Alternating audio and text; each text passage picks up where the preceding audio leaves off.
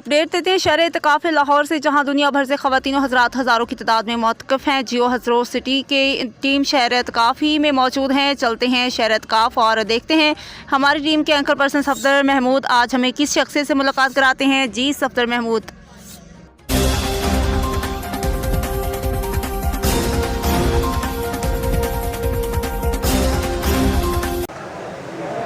औज़ु बिल्लाहि मिनश शैतानिर रजीम, बिस्मिल्लाहिर्रहमानिर्रहीम, अल्लाहुम्मा सल्लि अला सय्यिदिना मुहम्मद। हमारे साथ एक बुजुर्ग है, इनसे बात करते हैं। जी आपका नाम क्या है? मोहम्मद खान मेरा नाम है जी। मोहम्मद खान। मोहम्मद हाँ जी, मोहम्मद खान साहब, माशा हाँ जी। आप किधर से आए? हम कोट ब्लैकपुर के रहने वाले हैं, इधर अच्छा। दौर से।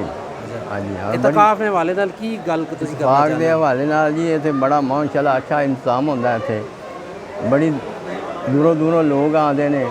अल्लाह का जिक्र बहुत होता है इत्थे ते हर मुसीबत तो असी बच जाते हैं जिस इतकाफ आके बहने हैं।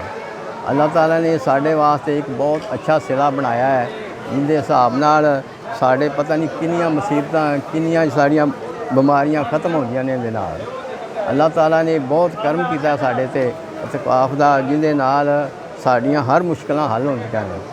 काजी साहब ने तकरीर करते हैं, माशाअल्लाह उन्हां दी तकरीर दे नाल किन्ने लोग ने जेड़े मुसलमान हो गए ने, जेड़े गैर मुसलमान सन तो उन्हां दी तकरीर सुन के किन्ने मुसलमान हो गए ने। ते अल्लाह ताला ने बहुत सारा करम किया साढ़े ते। असी नमाज़ां पढ़ते हैं, कुरान पाक पढ़ते हैं, इस दे नाल सानू कोई मुसीबत कोई बीमारी कोई हर सारियां मुश्किलां हल हो गई हैं। माशाअल्लाह, हाँ जी, बहुत शुक्रिया जी, बहुत मेहरबानी। हाँ जी।